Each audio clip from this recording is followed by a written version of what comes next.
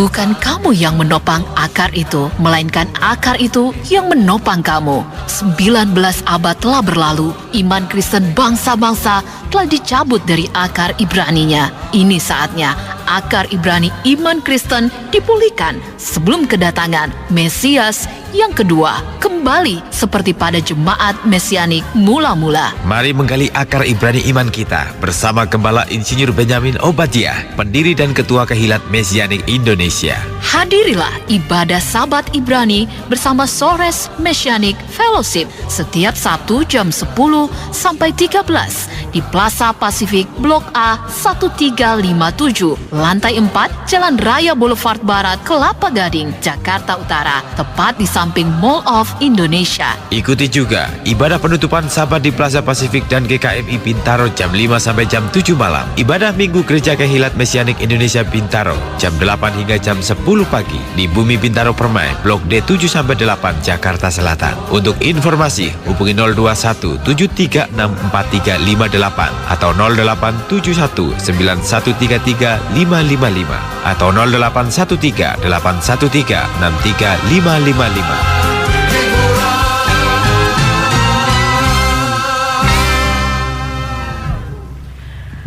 Ya, Shalom heart listener yang dikasihi Tuhan dimanapun Anda berada, kita jumpa lagi dalam siaran Akar Ibrani setiap hari Rabu mulai dari jam 8 sampai jam 9 malam bersama Bapak Pendeta Insinyur Benyamin Obadiah. Beliau adalah pendiri dan gembala dari Gereja Kehilat Mesianik Indonesia. Dan saya Ira Natali yang akan menemani Anda menggali akar Ibrani iman Kristen kita. Siaran ini dapat didengar melalui gelombang 100.6 FM atau melalui internet live streaming www.heartline.co.id di seluruh Nusantara bahkan mancanegara. Sementara Anda mendengar siaran ini, Anda dapat mengirimkan komentar dan pertanyaan Anda ke nomor telepon 0857 191 33 555. 0857 191 33 555. Tulis AI, kota, nama, dan pertanyaan Anda. Dan sebelum kita membahas topik yang pasti akan memberkati saudara, kita akan sapa dulu Bapak Pendeta Insinyur Benyamin Obadiah. Shalom Pak Ben. Ya, shalom Ibu Ira, shalom heart listeners dimanapun Anda berada. Ya. Shalom Besiam Yeshua HaMasiah. Ya, puji nama Tuhan. Apa kabar Pak Ben? Ya, udah lama kita nggak ketemu. Iya Pak Ben sih dua Rabu berturut-turut ya tidak siaran ya. Saya Rabu yang lalu tuh siaran sendirian. Memang tidak enak kalau sendirian ya Pak Ben ya. Ya, puji nama Tuhan. Dan pada malam hari ini kita akan membahas topik apa nih Pak Ben? Ya, malam ini kita akan membahas topik yang pasti akan membuka wawasan saudara, misteri Injil dalam perjanjian Abraham. Wow, luar biasa ya. Misteri Injil dalam perjanjian Abraham. Kalau begitu Injil itu sudah ada sejak zaman Abraham ya Pak Ben? Ya, sudah dalam perjanjian Abraham tuh ada Injil sudah. Oh, luar biasa ya. Dan ini yang memberitahu ini juga adalah Rabi Shaul. Ya, nah ini kan nggak pernah didengar nih di dalam lingkungan mimbar-mimbar gereja Kristen itu nggak pernah dengar bahwa Injil itu sudah ada dalam perjanjian Abraham. Perjanjian Abraham itu kan ada di dalam perjanjian lama. Nah itu dia. Sementara orang Kristen pada umumnya itu mengenal Injil itu sebagai perjanjian baru dimulai dari kitab Matius itu ya Pak Ben. Tapi ternyata kitab Injil itu sudah ada di dalam perjanjian lama atau di dalam Torah. Ya. Heart listener yang dikasih oleh Tuhan, saya percaya bahwa topik ini akan memberkati saudara dan kita semua. Misteri Injil dalam perjanjian Abraham. Ya, saudara, kita lihat di sini mulai satu aspek yang baru. Kita akan masuk dalam satu layer, satu lapisan pemahaman kitab suci yang baru ya. Dan saya mulai dengan Galatia pasal 3 ayat 8. Galatia pasal 3 ayat 8. Dan kitab suci yang sebelumnya mengetahui bahwa Elohim membenarkan orang-orang bukan Yahudi oleh karena iman, telah terlebih dahulu memberitakan Injil kepada Abraham. olehmu segala bangsa akan diberkati. Ya, saudara, ini satu tulisan dari kitab Galatia yang pernah kita bahas, karena saya pernah membahas seluruh kitab Galatia itu di radio Hardline. Ya. Jadi ini sebagian saja, dan saya harap saudara masih ingat waktu kita membahas Galatia 3 ayat 8. Nah, di sini dikatakan bahwa Tuhan membenarkan atau Elohim membenarkan orang bukan Yahudi oleh karena iman. Ya. Bukan karena sunat, ya, tetapi oleh karena iman. Lalu dasarnya apa nih? Yang bicara ini juga siapa? Yang bicara ini adalah Rabi, namanya Shaul Paulus. Ya, kita biasanya orang Kristen bangsa-bangsa menyebutnya Rasul Paulus saja, tetapi dia seorang Rabi. Dia seorang Rabi dan namanya dalam nama Ibrani-nya itu Shaul. Ya. Jadi dari kecil dia memakai nama Shaul Paulus. Paulus itu nama Latin, sedangkan Shaul itu nama Ibrani-nya. Nah, di sini dikatakan untuk itu bahwa Tuhan membenarkan orang-orang bukan Yahudi karena iman, terlebih dahulu memberitakan Injil kepada Abraham. Ya, jadi sebelum orang-orang bangsa-bangsa ini, non-Israel, non-Yahudi, itu mengenal iman, maka Tuhan sudah beritahu itu kepada Abraham. Ya. Di dalam janji Abraham, lalu saudara katakan kapan? Nah, ini di Rasul ini mengatakan, ya, Tuhan menyatakan Injil kepada Abraham itu dengan kalimat ini, olehmu segala bangsa akan diberkati. Itu Injil. Amin. Ya, ini Rasul Paulus ini yang bicara. Ya, bukan pendeta Kristen. Ini Rasul Paulus mengatakan, Rabi Shaul, dan dia seorang rabi, itu mengatakan bahwa Injil itu diberitakan kepada Abraham, dan apa Injil itu? Olehmu segala bangsa akan diberkati. Jadi Injil itu kabar baik bahwa bangsa-bangsa akan diberkati. Amin. Melalui Abraham. Ya. Nah, saudara, waktu kita baca Galatia 3 ayat 8, maka kita akan lihat bahwa ini hanya sampai di situ saja. Tapi kita nggak bisa masuk lebih jauh begitu ya. Nah, di sini saya akan tunjukkan kepada saudara bahwa ketika saudara membaca surat-surat Paulus, saudara membaca Perjanjian Baru, tetapi saudara tidak memahami Torah, maka pemahaman saudara itu mentok sampai di situ saja. Nah, kalau kita tahu Torah, maka kita tahu bahwa ini adalah bagian dari janji Tuhan kepada Abraham yang tertulis dalam Kitab Kejadian pasal 12, ya. Jadi kita harus lihat, untuk memahami apa yang ditulis oleh Rabi Shaul Paulus, kita harus paham Torah. Jadi ketika seorang membaca kitab Perjanjian Baru, itu dia memahami Torah, maka pemahamannya itu menjadi 100%, menjadi menjadi penuh, lengkap, ya. Lengkap, penuh. Ya. Tetapi waktu orang baca Perjanjian Baru dan dia tidak tahu Torah, maka pemahamannya itu ya 50%, bahkan kurang barangkali. Ya. Nah, ini sesungguhnya bahwa kitab suci kita adalah satu kesatuan kitab suci yang tidak bisa dipisahkan. Perjanjian disebut Perjanjian Baru itu pasti memerlukan perjanjian sebelumnya. Ya, saya tidak mengatakan perjanjian lama, tapi perjanjian sebelumnya, itu istilahnya. Dan kemudian perjanjian Torah dan itu yang ada di dalam kitab Tanakh, di dalam kitab suci Ibrani, itu pasti harus ada implementasinya, harus ada bukti pelaksanaannya, dan itu adalah kitab Matius sampai Wahyu, ya. Jadi kita bisa melihat bahwa kedua bagian ini adalah saling mendukung, saling mengisi, ya, dengan fungsi masing-masing. Dan karena itu kitab suci kita itu adalah satu kitab suci, satu kesatuan kitab suci. Jadi kitab suci kita hanya satu, dan bukan hanya Perjanjian Baru saja, tapi seluruhnya, Perjanjian Lama dan Baru dalam bahasa orang Kristen, ya.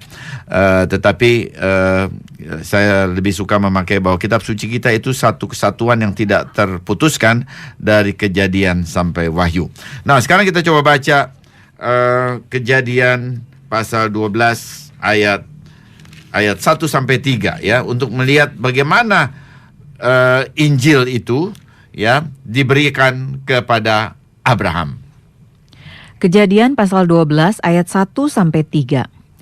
Berfirmanlah Tuhan kepada Abram, Pergilah dari negerimu dan dari sanak saudaramu dan dari rumah bapamu ini ke negeri yang akan kutunjukkan kepadamu.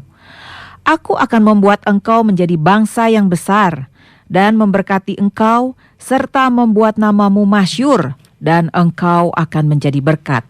Ya. Ayat 3, Baben. 3, oke. Aku akan memberkati orang-orang yang akan memberkati engkau dan mengutuk orang-orang yang mengutuk engkau.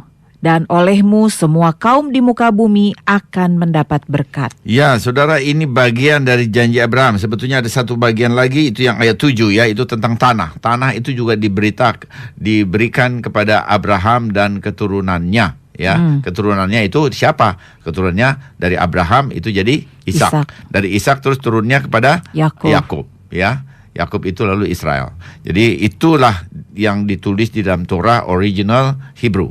Asli Ibrani ya. Nah, jadi saudara, kita akan lihat ini apa yang 3 ayat saja dulu, ini dari Kejadian 12 ayat 1 sampai 3 ya. Bagian ini itu dimulai dengan pergilah dari negerimu ya. Bahasa Ibraninya itu lecha. Karena itu Kejadian 12 itu merupakan satu bagian, satu parasa atau perikop ya, yang biasanya dibaca oleh orang-orang Yahudi dari tahun ke tahun. Itu dipakai istilah lecha, parasa lecha. Artinya keluarlah engkau. Keluar dari mana? Ya, kalau kita lihat, keluarlah engkau dari negerimu. Negerimu itu apa? Negerinya Abraham itu adalah Ur Kasdim. Ur Kasdim itu tempat penyembahan berhala. Ya, itu negara besar, tempat penyembahan berhala. Politeisme. Jadi itu artinya waktu Tuhan katakan keluarlah engkau, lecha, maka itu artinya dia mengatakan keluar dari negeri penyembahan berhala, keluar dari penyembahan berhala, tinggalkan penyembahan berhala, datang kepada Tuhan yang hidup, datang kepada Tuhan yang ehad, Tuhan yang esa. Masuklah ke dalam monoteisme ya, dari politeisme kepada monoteisme. Lalu Abraham keluar dari, meninggalkan semua berhala-berhalanya di Ur Kasdim, dan dari situ kemudian Tuhan memberikan hal-hal yang indah ya, yang dijanjikannya. Nah, coba kita lihat ada 3 bagian dari janji Abraham. Yang pertama, aku akan membuat engkau menjadi bangsa yang besar. Kita juga ya, waktu Tuhan memanggil Abraham, lecha, tinggalkan semua penyembahan berhala, itu juga berlaku untuk kita sekarang, saudara. Itu juga berlaku untuk kita sekarang di abad 21. Keluarlah, tinggalkan semua bentuk penyembahan berhala, dari adat istiadat, dari keluarga ya. Kalau itu masih ada hubungan dengan penyembahan berhala, tinggalkan itu semua. Ketika saudara percaya kepada Mesias, Yeshua HaMashiach, Tuhan Yesus, semua harus ditinggalkan. Kita betul mengiring dia, mengiring, percaya kepada Tuhan yang hidup. Tuhan yang hidup tidak bisa digabung-gabung dengan berhala-berhala yang mati ya. Karena itu tinggalkan. Nah, sekarang kita masuk ke dalam perjanjian Abraham. Jadi yang pertama itu di dalam ayat 2. Aku akan membuat engkau menjadi bangsa yang besar. Ya, kemudian yang kedua, butir yang kedua, olehmu semua kaum di muka bumi akan mendapat berkat. Dan yang ketiga itu sebetulnya di ayat 7, aku akan memberikan negeri ini kepada keturunanmu. Nah, saudara, coba kita lihat ya, yang pertama dulu. Aku akan membuat engkau menjadi bangsa yang besar. Waktu janji ini diberikan kepada Abraham, saudara tahu bahwa Abraham itu tidak punya anak. Dan istrinya yang bernama Sarai, kemudian diganti nama menjadi Sarah, itu adalah seorang wanita yang ternyata mandul. Jadi kalau begitu maka sesungguhnya ini janji ini sangat riskan sekali ya, sangat berisiko. Tuhan janji kepada orang yang tidak punya anak dan istrinya mandul begitu. Dan waktu itu usia sekitar 70-an, 75 ya waktu itu ya, di pasal 12 ini. Jadi dia juga sudah mulai tua. Tetapi Tuhan bilang, aku akan membuat engkau menjadi bangsa yang besar. Dan kemudian baru umur 100 tahun kalau kita lihat, dia mempunyai cuma 1 anak. Sebelumnya ada memang dari Hagar itu Ismail, tetapi garis perjanjian itu ternyata datang dari Ishak, ya dari Ishak, karena Tuhan tidak pernah berjanji apa-apa dengan Ismail. Tuhan di dalam Torah asli original Hebrew itu Tuhan berjanji kepada Ishak, tetapi bukan pada Ismail, sehingga garisnya itu cuma satu orang, dan itu sudah usia 100 tahun. Nah, kemudian ini membuat orang mulai berpikir, bagaimana Tuhan berjanji kepada orang yang sudah mulai tua, waktu itu di Kejadian pasal 12, dan istrinya mandul. Dan kemudian ini seorang rabi, namanya Rabi Berekyah, dia mulai memberikan tafsir ya kepada bagian ini. Dan dia lihat sampai di ayat 2, maka aku akan membuat engkau menjadi bangsa yang besar. Lalu dia mulai memberikan tafsirannya, ya. Ini Tuhan tidak mengatakan bahwa Tuhan akan menegakkan engkau menjadi satu bangsa yang besar. Dia tidak mengatakan aku akan membangun engkau menjadi satu bangsa yang besar. Tidak, tapi dia mengatakan aku akan membuat engkau menjadi bangsa yang besar. Nah, perkataan membuat di sini, kalau kita lihat dalam bahasa Ibraninya, itu pakai istilah asah, ya. Jadi membuat. Nah, waktu sampai dalam perkataan Ibrani ini, ya, itu Rabi Berekyah mengatakan, kalau begitu Abraham dibuat kembali. Katakan, kenapa dia bisa menyimpulkan bahwa Abraham dibuat kembali? Karena di dalam kejadian pasal 1 ayat 26 itu Tuhan berfirman, ya, saya baca, baiklah kita menjadikan manusia menurut gambar dan rupa kita. Jadi baiklah kita menjadikan manusia. Nah, waktu Tuhan berfirman baiklah kita menjadikan manusia, maka perkataan menjadikan itu adalah memakai perkataan yang sama, yaitu asah. Jadi sebetulnya Abraham sudah pernah dibuat dalam garis keturunan Adam. Ya, sudah perhatikan, karena dia seorang manusia, dia keturunan Adam, dia sudah pernah dibuat oleh Tuhan satu kali di dalam Adam. Sudah ada Abraham ada di dalam Adam. Jadi ada asah. Satu kali Tuhan membuat asah. Dibuat. Manusia itu dibuat oleh Tuhan dengan perkataan asa. Nah, tapi kemudian waktu Tuhan menjanjikan bahwa dia menjadi bangsa yang besar, maka Tuhan melakukan lagi satu kali pembuatan lagi, yaitu asa sekali lagi dipakai. Itu artinya sudah 2 kali asa dipakai. Yang kedua itu untuk kepada Abraham setelah dia dijanjikan menjadi bangsa yang besar. Jadi kemudian Rabi Berekyah ini, ya, dia kira-kira abad lama, dia kira-kira abad 2 seperti itu, ya, hidupnya. Dia mengatakan bahwa waktu Abraham itu dijanjikan menjadi bangsa yang besar, itu artinya Tuhan menciptakan dia kembali. Dia dibuat kembali. Nah, dengan perkataan lain, Abraham supaya dia menjadi bangsa yang besar, itu dia mengalami penciptaan kembali, ya, atau kita katakan ciptaan baru. Abraham dijadikan ciptaan baru waktu dia dijadikan Tuhan untuk menjadi bangsa yang besar. Puji nama Tuhan. Ya, Harti Senang yang dikasih oleh Tuhan, Anda masih bersama siaran Akar Ibrani, dan pada malam hari ini kita sedang membahas misteri Injil dalam perjanjian Abraham. Diambil dari Galatia pasal 3 ayat 8 dan juga Kejadian 12 ayat 1 sampai dengan ayat yang ketiga. Dan tadi kita sudah membahas sampai di Kejadian pasal 12 ayat 2, ya. Di situ dikatakan bahwa Tuhan itu menciptakan Abraham kembali, ya. Jadi waktu aku akan membuat engkau menjadi bangsa yang besar, membuat di sini itu dikatakan asyah dalam bahasa Ibrani, yaitu menjadikan kembali. Ya, silakan Pak Ben. Ya, jadi kita lihat ini dibaca dalam bahasa Ibrani gitu, ya. Nah, ini penting itu, ya, sebab kalau kita lihat di dalam bahasa Indonesia nggak keluar ini. Ya. Di sini membuat, di situ menjadikan, nggak ketemu.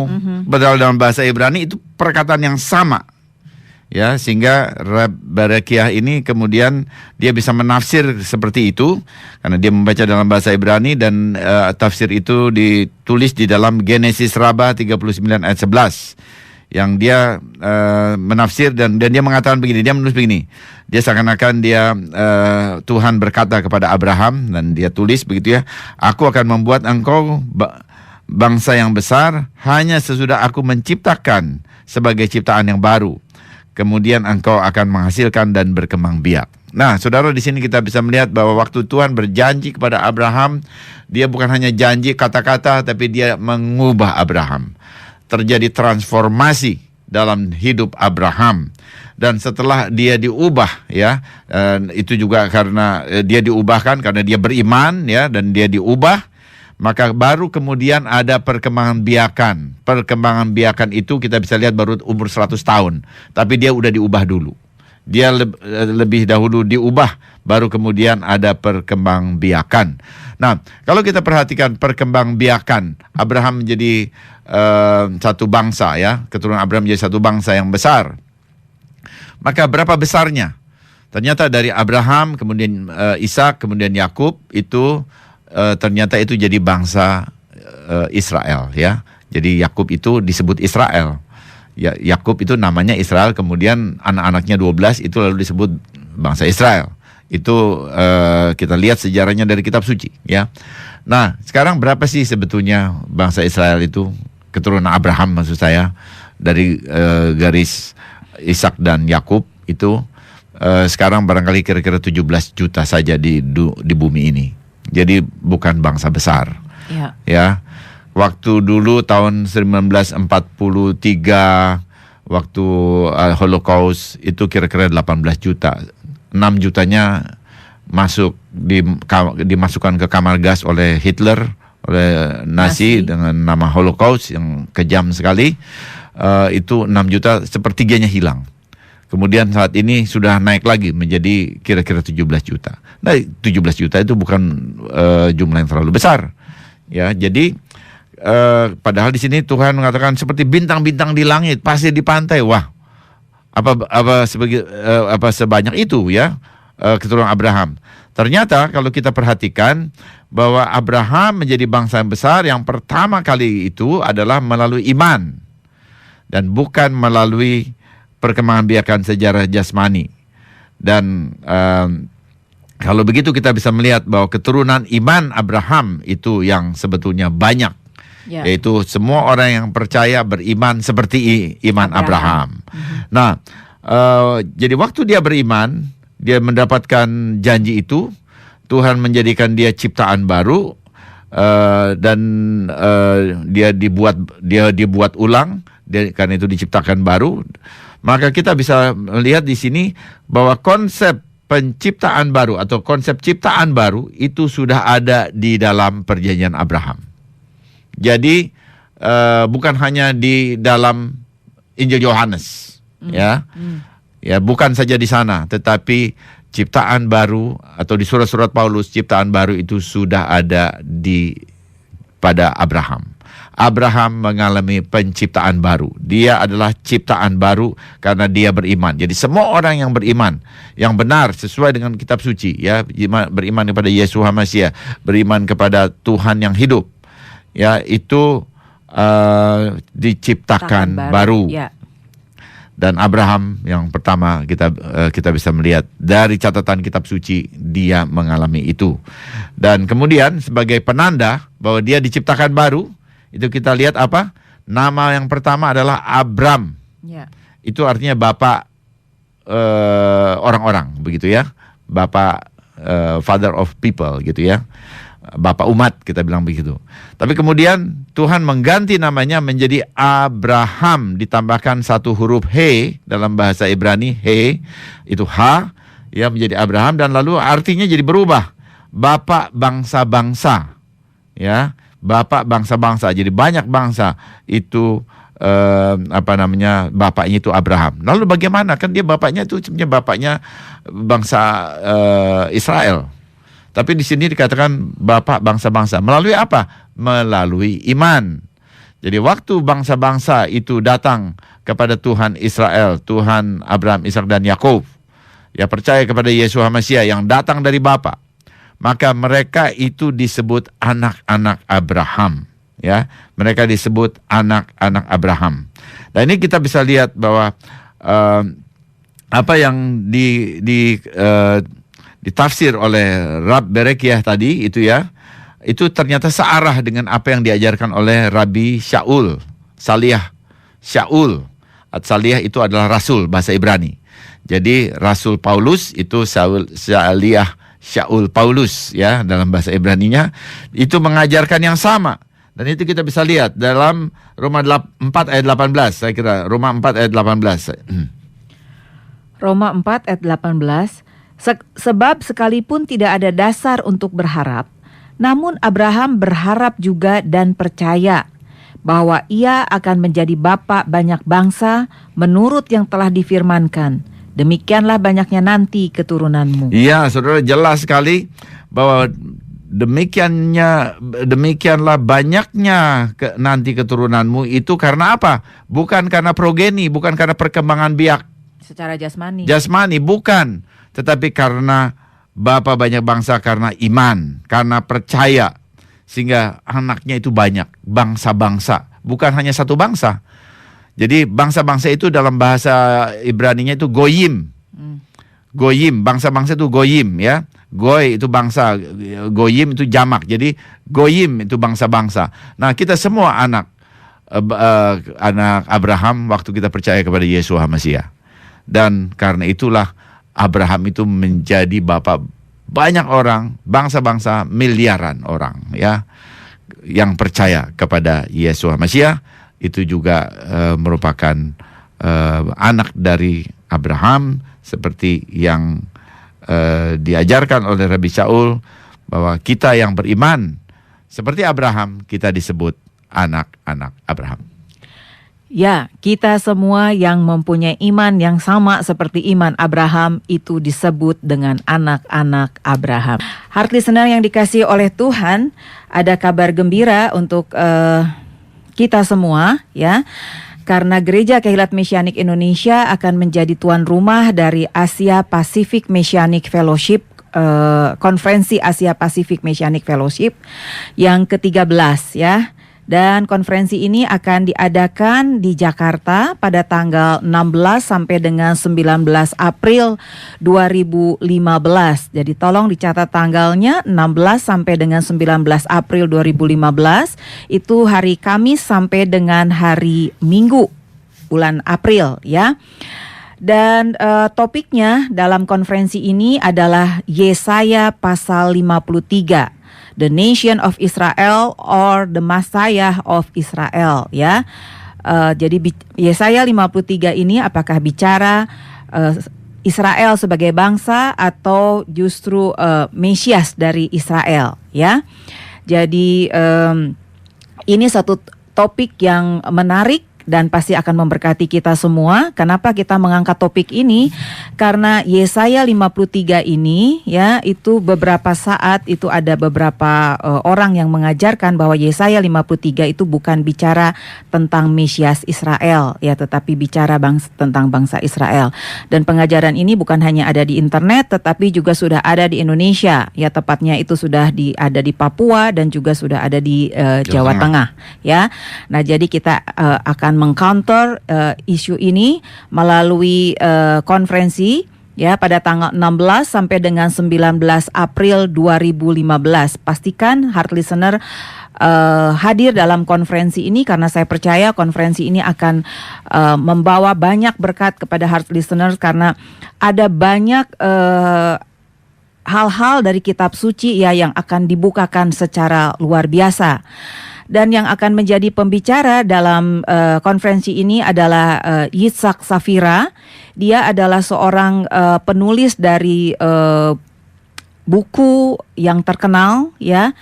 Bahkan dibilang bukunya tuh bestseller, ya Pak Ben, ya, yang berjudul The Return of the Kosher Pig. The Return of the Kosher Pig, ya. Jadi Dia ini seorang hamba Tuhan yang luar biasa. Tadinya dia seorang misionaris ya, tetapi karena dijamah Tuhan, dia sekarang menjadi seorang yang menyebarkan atau mengajarkan tentang Yesua, Mesias Israel untuk bangsa-bangsa. Nah, jadi tolong dicatat tanggalnya sekali lagi 16 sampai dengan 19 April 2015, hari Kamis sampai dengan hari Sabtu. Dan kemudian hari Minggunya tanggal 21 April itu ada seminar sehari ditujukan untuk para gembala dan juga para pemimpin jemaat. Ya, jadi hari Minggunya Hari Senin tanggal 20 Aprilnya itu ada satu seminar sehari untuk para gembala, pengajar Injil, ya, para penatua atau para diaken. Dan konferensi ini akan diadakan di Messianic Training Center di Plaza Pasifik di Jalan Raya Boulevard Barat, Kelapa Gading. Di Kafling A1 nomor 1 sampai dengan 7 di lantai 4 ya. Dan juga informasi lebih lanjut mengenai konferensi ini, Heart Listener bisa mengklik website kami di www.kehilatmesianicindonesia.com www.kehilatmesianicindonesia.com atau juga melalui WhatsApp di nomor telepon di nomor 0858 8551 8017 0858 8551 8017 ya, atau juga melalui handphone di nomor telepon 0815 1716 7493 0815 1716 7493. Jadi nanti kalau misalnya Heart Listener mengklik website kami di www.kehilatmesianicindonesia.com, di situ ada informasi lebih lanjut mengenai konferensi ini dan juga pendaftaran ya. Persyaratan tentang pendaftaran juga ada di sana. Dan perlu dicatat bahwa tempatnya itu terbatas hanya untuk 300 orang. Ya, jadi pastikan Heart Listener hadir di dalam konferensi ini karena konferensi ini akan memberkati Heart Listener sekalian. Mungkin Pak Ben ada tambahan mengenai konferensi ini, Pak Ben? Ya, jadi saya mau tambahkan informasi mengenai pembicaranya ya. Jadi namanya Ishak Sapira. Jadi dia besar di lingkungan anti misionaris. Anti misionaris itu artinya adalah orang-orang yang berpikir bahwa Yesua bukan Mesias, gitu ya. Bahwa Yesua bukan Mesias, itu anti misionaris, itu istilahnya begitu. Jadi kalau saya sebut anti misionaris itu artinya orang-orang ini berpikir Yesua bukan Mesias, gitu ya. Nah, dia besar di lingkungan itu. Tapi sampai satu saat ya, dia itu mulai bersinggungan gitu dengan orang yang mengatakan bahwa Yesua adalah Mesias. Siapa lagi gitu ya. Lalu di situ menjadi pergumulan, lalu dia berusaha membatalkan semua teori-teori yang bukan teori pengajaran atau informasi yang berhubungan dengan Yesua adalah Mesias. Tapi kemudian dia sampai kepada Yesaya 53. Ya, sampai kepada Yesaya 53 dan di situ dia kemudian mendapatkan bukti-bukti dari bahasa Ibraninya bahwa tidak mungkin Yesaya 53 itu adalah bangsa Israel. Kemudian dia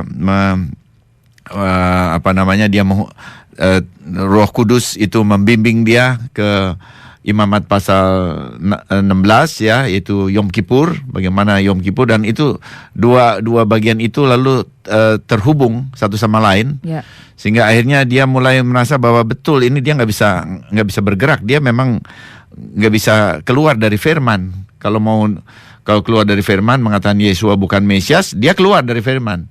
Tapi firman itu langsung seperti dari dua sisi itu menunjuk kepada satu titik, yaitu Yesua Masiah. Lalu karena dia memang diajari Yesua bukan Mesias, maka dia dalam kesaksiannya itu judulnya adalah dari Yesus kepada Yesua, from Yesus to Yesua. Yesus itu adalah sebutan yang dia gunakan untuk Yesua, untuk Yesus ya. Dia pakai Yesus. Yesus itu dalam bahasa Ibrani itu punya konotasi atau mempunyai arti plesetan ya, biarlah namanya dihapus. Nah, itu dia bisa pakai begitu. Nah, karena dari segi kitab suci dia seperti dipepet untuk berpikir ke arah sana, ke arah Yesua, maka dia berdoa. Dia katakan dia berdoa dengan skeptik. Dia berdoa, dia talk to Jesus katanya gitu ya. Talk to Yesua dengan skeptik. Dan waktu dia lakukan itu, dia lumpuh selama 45 menit, saudara. Dia lumpuh 45 menit. Dan kemudian dia mulai, ada sesuatu ini ya, yang dia harus gumuli. Dan kemudian dia belajar lagi. Kemudian ada orang Kristen ya, memberikan beberapa materi kepada dia. Karena itu sekarang dia mulai mau baca. Tadinya dia langsung menolak. Nah kemudian Tuhan membawa dia lebih banyak lagi sehingga akhirnya dia percaya bahwa Yesua adalah Mesias, dan bukan saja Mesias, tapi Yesua adalah divine Mesias, Mesias yang ilahi. Amen. Dan semua yang dia dapat ya dari pergumulannya dan dipimpin oleh Ruh Kodes itu ditulis di dalam satu buku yang menjadi bestseller ya, The Return of the Kosher Pig. Di sini dia buktikan bahwa Mesias di dalam pemikiran orang Yahudi adalah Mesias yang ilahi. Nah ini barangkali saya ingin sampaikan pada saudara bahwa semua saudara yang barangkali saudara tahunya Yesaya 53 itu tentang Mesias. Tapi kemudian sekarang tadi seperti dikatakan Ibu Ira ada di internet, dan kemudian bahkan udah ada di beberapa 1-2 kota di Indonesia yang didatangi orang, dan kemudian dia bicara di depan jemaat, dia ditangkap oleh jemaatnya begitu ya, dan mengatakan bahwa Yesua bukan Mesias gitu ya. Yesaya 53 bicara tentang bangsa Israel. Bagaimana saudara respon terhadap itu? Nah, responnya saudara bisa lihat, datang ke konferensi Bible Conference ini, kepada seminar, kita bilang bahasa Indonesia seminar ya, 4 hari ya, dari jam 9 sampai jam 5 sore. Ditambah lagi dengan buat jamuan Sabat dan kemudian penutupan Sabat ya. Sehingga saudara akan dilengkapi, dan saya bisa menambahkan di sini bahwa topik-topiknya ini luar biasa ya. Ini satu Bible Conference yang sangat padat. Gak bisa banding, saya belum lihat ini ada di Indonesia. Kita bisa lihat itu dari luar negeri datang, dari Amerika, dari mana datang, itu banyak nyanyinya gitu ya, tetapi teachingnya kurang, kontennya kurang. Nah coba ini ya, saya pernah bertemu dengan Ishak Safira itu di Kuala Lumpur, dan saya lihat orang ini betul punya konten. Dia punya konten. Dia akan bahas misteri Yesaya 53. Kemudian Yesaya 53 dan Yom Kippur. Kemudian dia juga bicara dari Ben Yosef kepada Ben David. Ya, itu 2 gelar Mesias ya. Ben Yosef itu adalah Mesias yang menderita, dan Ben David adalah Mesias yang raja. Ya, kita bisa lihat. Kemudian dia ada satu sesi disebut The Greatest Emet. Jadi kebenaran yang paling besar. Kemudian Torah dari penerobos, ya, Torah of the Porets. Porets itu penerobos dari Mika. Kemudian kota penerobos. Nah itu apa itu yang dia akan bagikan ya. Ini semuanya dengan Yesua, dengan Mesias yang Ibrani, Mesias Ibrani, Mesias yang bersifat ilahi. Kemudian dia juga bicara tentang Injil atau kabar baik menurut Musa. Nah, ini kan satu hal yang yang luar biasa. Yang luar biasa ya. Kabar baik menurut Musa. Katanya kalau di dalam lingkungan kekristenan bangsa-bangsa itu, Musa itu hukum katanya. Dia hanya pembawa hukum. No, tidak. Kita coba lihat. Saudara dengar ini ya. Kemudian Torah menurut Mose dan Taurat Musa ya, Torah Musa, pengajaran Musa, dan Torah lisan, oral Torah. Nah ini perlu tahu orang-orang Kristen perlu tahu. Dia banyak orang Kristen tidak tahu ya, bahwa ada Torah tertulis, ada Torah lisan. Torah lisan itu adalah aturan rabinik. Yang karena dia orang Kristen tidak tahu, maka karena itu menafsir surat Galatianya itu salah. Saya bisa katakan demikian ya. dan saya sedang mempersiapkan satu buku surat Galatia itu sedang saya persiapkan supaya ya mudah-mudahan dengan pimpinan Tuhan, dengan anugerah Tuhan itu bisa tersedia waktu conference ya, sehingga semua orang itu bisa lihat ada surat Galatia itu jadi buku yang 25 bab ya, untuk menjelaskan apa itu perbedaan antara Torah tertulis dengan oral Torah atau Torah lisan. Tapi saudara dengar apa yang dikatakan oleh Ishak Sapira, dan ini akan membuka wawasan saudara. Dan kemudian juga ada lagi satu hari seminar untuk hamba-hamba Tuhan. Ya, kita welcome hamba-hamba Tuhan. Semuanya tersedia ya, datang saja, tapi harus dengan pendaftaran. Nanti kita akan juga kerjasama dengan kelompok-kelompok hamba Tuhan, mungkin dengan Bamak ya, supaya hamba-hamba Tuhan juga dilengkapi. Ya, heart listener, puji nama Tuhan. Sekali lagi tolong dicatat tanggalnya ya, 16 sampai dengan 19 April 2015. Gereja Kehilat Mesianik Indonesia akan mengadakan seminar ya, akar Ibrani yang luar biasa yang akan dibawakan oleh Ishak Sapira. Ya, jadi jangan sia-siakan kesempatan ini, karena seperti tadi Pak Ben katakan, Pak Ben itu ketemu Ishak Sapira ini dalam salah satu seminar di Kuala Lumpur. Jadi harus ada uang ekstra yang dikeluarkan untuk membeli tiket pesawat ya. Nah, sekarang kita tidak perlu beli tiket pesawat untuk pergi ke Kuala Lumpur atau ke Amerika ya, tetapi dia yang akan datang ke Jakarta. Karena itu pastikan heart listener hadir di sana. Sekali lagi, tempatnya terbatas ya. Silahkan mengklik website kami di www.kehilatmesianikindonesia.com untuk informasi lebih lanjut. Ya, heart listener yang dikasih oleh Tuhan, kita akan kembali kepada topik kita pada malam hari ini, yaitu misteri Injil dalam Perjanjian Abraham. Ya. Baik, kita akan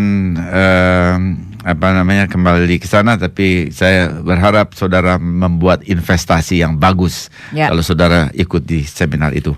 Ya, sebetulnya Pak Ben, kalau misalnya ini ya, apa yang kita bahas, topik kita sedang kita bahas pada malam ini itu juga berlaku untuk Ishak Sapira itu ya.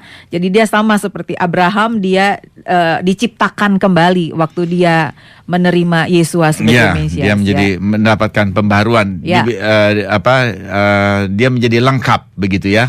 Karena dia sudah 2 kali, seperti kita juga yang percaya pada Yesua HaMasiah lahir baru ya. Jadi kita lahir 2 kali. Pertama dari ibu kita, dari garis Adam, tapi kemudian kita lahir kembali di dalam ciptaan baru di dalam HaMasiah Yesua.